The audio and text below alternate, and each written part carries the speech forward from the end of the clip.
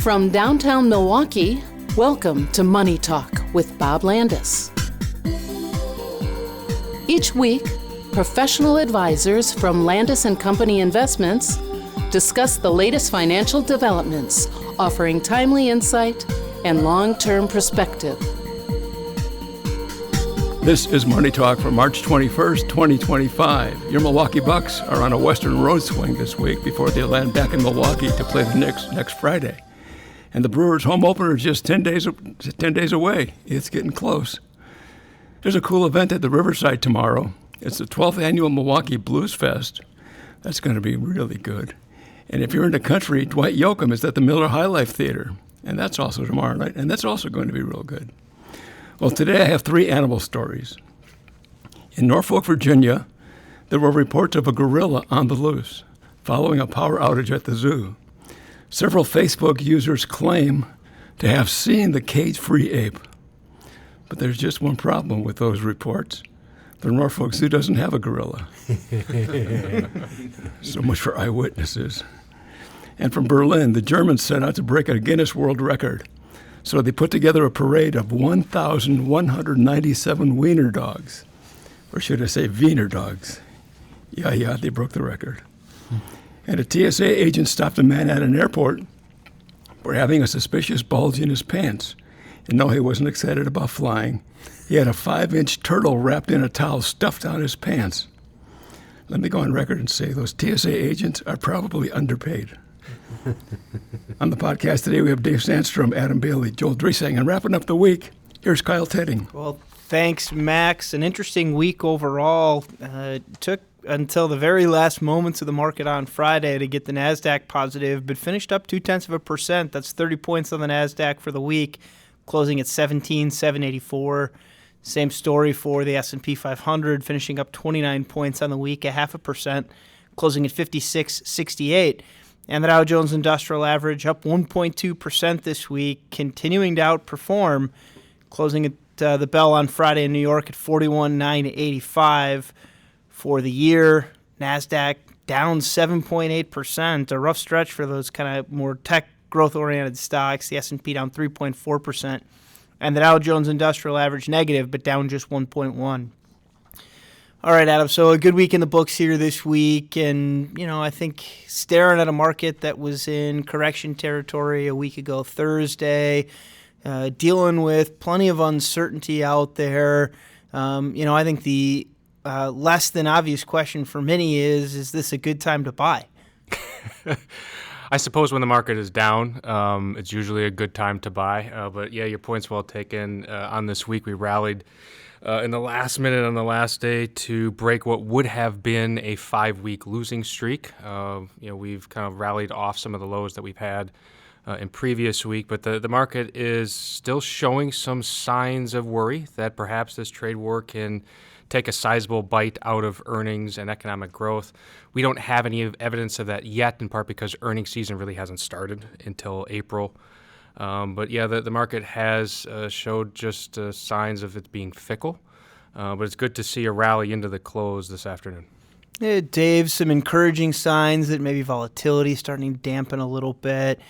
I don't think we've really gotten clarity on any of those things that had been question marks that caused a spike, but it does feel, at least this week, like things were a little calmer. Yeah, we were following up pretty much every down day with an update, maybe not quite as high as we went down the prior day, but it looked like we had some people diving in to pick up some what they perceive as good prices or some deals.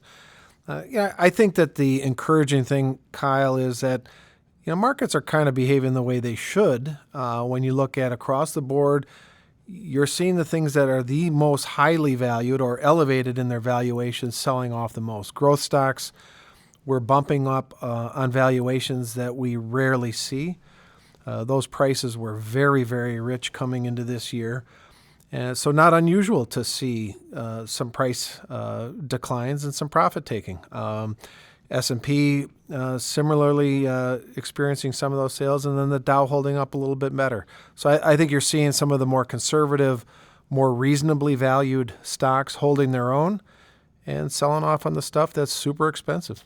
I know I've said this before on past shows, but what we've really seen the past few weeks is some normal, healthy market forces taking over. Even though that domestic stocks have sold off, bonds have rallied, and that's healthy, and it's good to see. Even though domestic stocks have sold off, non-U.S. stocks have had their day in the sun, and you take a look at where returns are coming from in your portfolio, you'd be surprised to see some of your non-U.S. stock funds are having a very good year this year.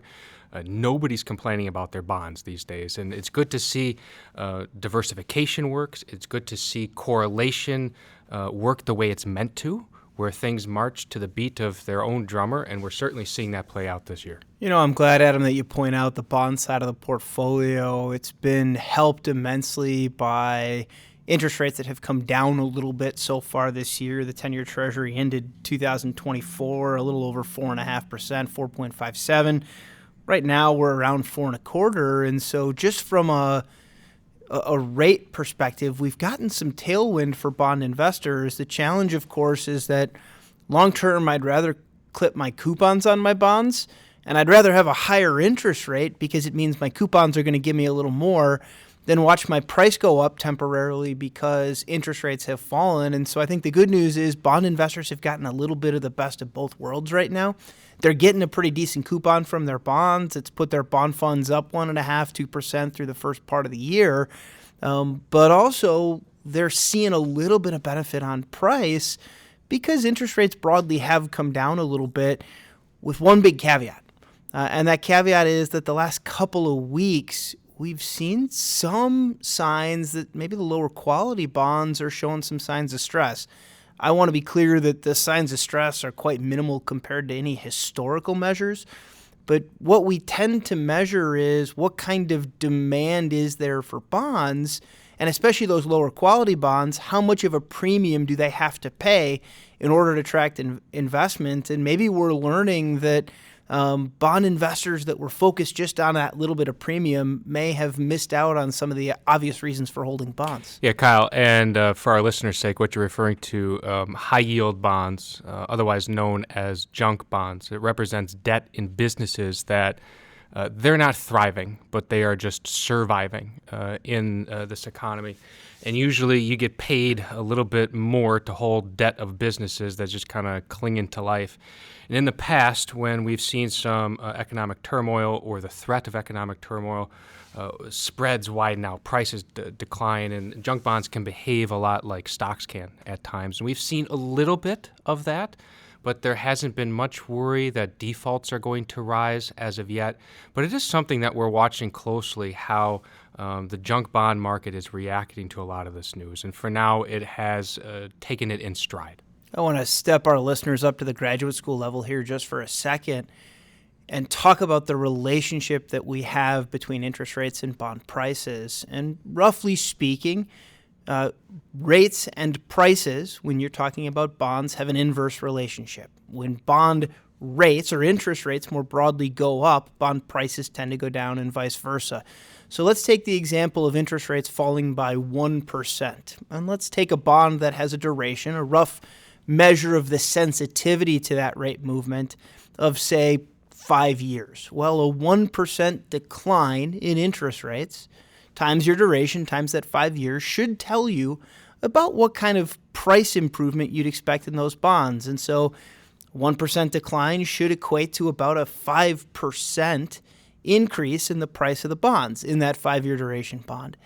The challenge in that high yield conversation we were just having is that even if you see rates declining, if the spread is widening, if the demand isn't there for bonds at their current prices and investors are demanding a premium for those lower quality bonds, you can actually work against yourself. So while those interest rates are falling, the spread is widening and it's canceling out all the benefit you'd get. And so if the reason we're ultimately buying bonds is for those environments in which we're worried about growth, in which interest rates are likely to be at least steady if not falling, well, you're going to do the exact opposite thing by buying those higher yield bonds in the very environment you intended to have that safety in. Yeah, the way I always viewed it is you own bonds for safety, you own stocks for growth. Rarely do I ever see a need for junk bonds in investors' accounts unless people are taking income and then it's just a tiny little sliver for no other reason than diversification. And yeah, we see some windows where maybe spreads are wide enough to justify it. Few and far between. Especially in low interest rate environments. We're coming off of a historically unusual time in the interest rate world where we spent several years at zero. So even if a spread was halfway decent on a junk bond, you still weren't getting paid enough to take the risk.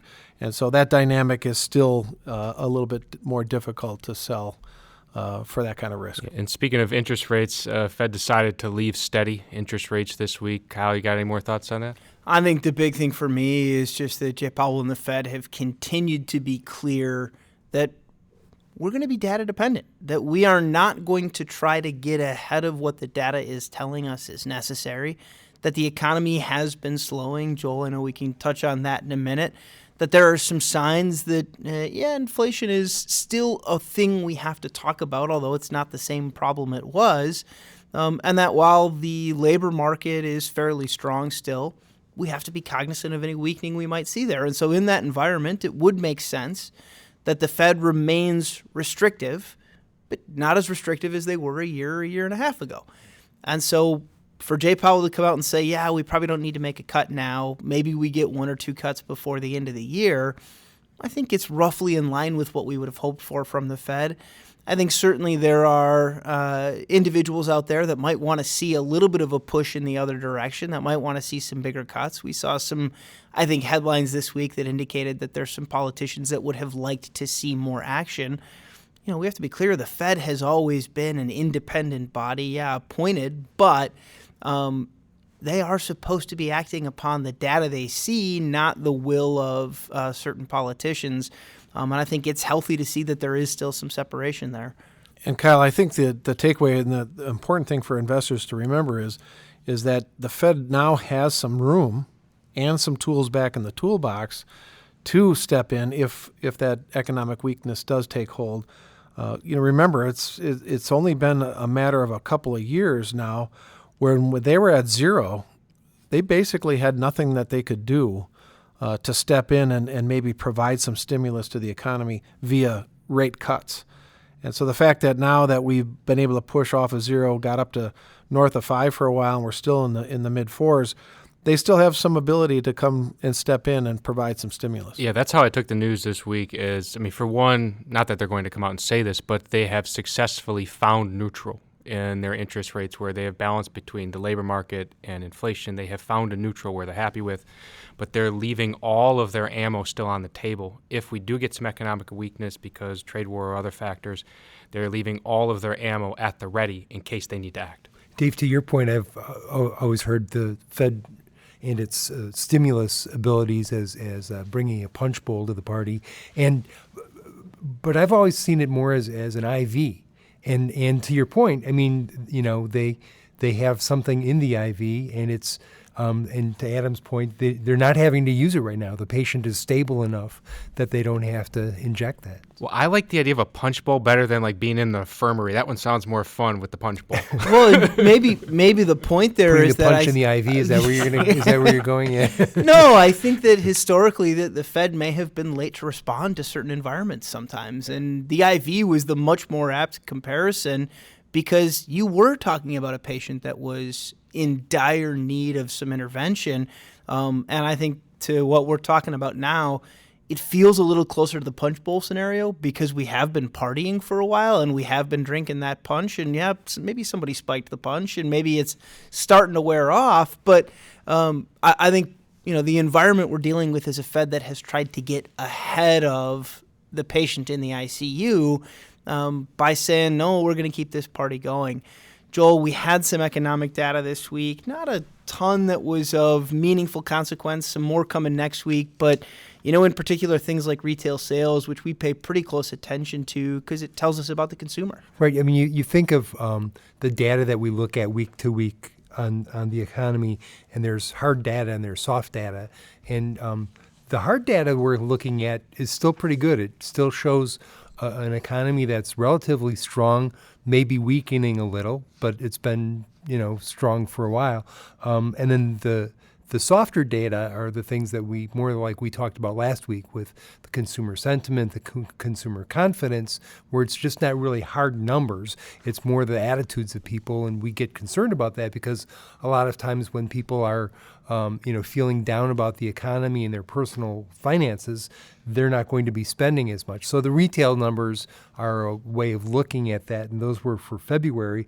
They were up just a little bit, but remember that in January, there were all sorts of weather-related factors that set back retail sales by 1.2%.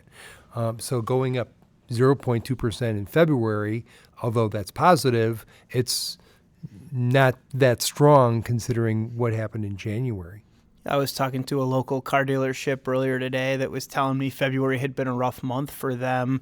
That reflected a little bit in the retail sales data, but the follow-on to that was that actually they're seeing some better sales in March, and we got a little bit before we'll see that data come through, but maybe hopefully that's reflected. Right, and that's another reminder that you don't just look at 1 month's set of data, you look at a few months. One of the things that I noticed in February looking at 1 month was that bar and restaurant sales were down for the first time in 11 months. And that's an indicator of, I always sort of think, if people are feeling confident about spending money, they're going to spend it at bars and restaurants. Well, I have a feeling it's going to pick up here in early March. You got the basketball tournament starting, and I have a feeling there's a lot of people out there at the bar having a beer, maybe some chicken wings, watching a game or two. Not to mention spring break. Yes. What an interesting conversation to go from the Fed pulling away the punch bowl to spending at bars and restaurants. And maybe some softer hard data and harder soft data, I think, is what I heard from you, Joel, there. Yes. We did get some housing data, so signs, that maybe the housing market's in okay shape, but mixed news. The existing home sales, which is the majority of the market, is still coming off of 2024 was the lowest level of sales in 30 years. That's a long time. So housing overall is still pretty weak. One of the reasons that's happening is because the inventories are so low. Because after the Great Recession, there just wasn't anybody, relatively speaking, building houses. Well, other numbers that we got this week were housing starts and building permits. Those numbers are weakening from, a few months ago, a year and a half ago. But they're still above where they were before the Great Recession. So housing completions were the greatest that we've seen since before the Great Recession. That's completions. The number of houses under construction is at a level that's near a 55-year high. So that work is going on to restore some of the inventory, which will help the overall health of the housing market, but they're woefully behind. It'll take years for them to catch up. And, of course, housing continues to be one of the biggest, I think, economic factors that we keep a close eye on. Retail sales, housing, labor market are kind of the big pieces for the most part.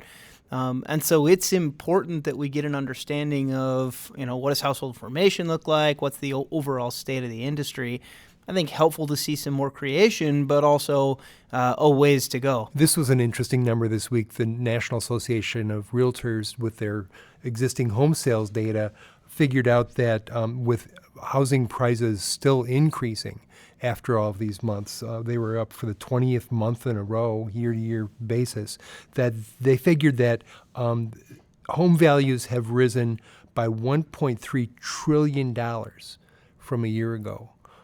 So that sort of feeds into that whole wealth effect of, if the stock market's up and the housing values are greater, that you might feel a little more confident about spending money. Well, the stock market isn't really up right now, compared to a few months ago. So there's a little offset there.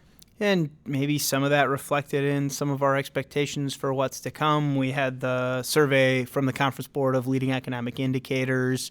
Signs perhaps that growth expectations slowing a little bit. Yeah, they've actually shown that their leading economic indicators, that the decline of those over a 6-month period are actually less of a decline than they were 6 months before that. So that's good. But they downgraded their forecast. A month ago, they were looking at a 2.5% increase in gross domestic product this year. Now they're saying 2%. So just a month later, they've gone from 2.5% to 2%. And I think the Federal Open Market Committee, the Fed, this week were downgrading their forecast to 1.7% for the GDP this year, and that's downgraded from 2.1% last month. I will say we had talked, I think, a few weeks back now about the Atlanta Fed's GDP Now numbers and some signs that maybe there were some scarier GDP numbers to come. I've been more interested in some of the deeper dives the Conference Board has, as some of the others have put together, because I think it does paint a picture of an economy that maybe was a little stronger than some of those earlier prognostications. That said, I think it's going to be something we got to keep a pretty close eye on. Well, with that, we enjoy doing the program for you. We'll talk to you again next week. Thank you for listening to Money Talk with Bob Landis. If you have a financial question you want answered on next week's show, email it to moneytalk@landis.com.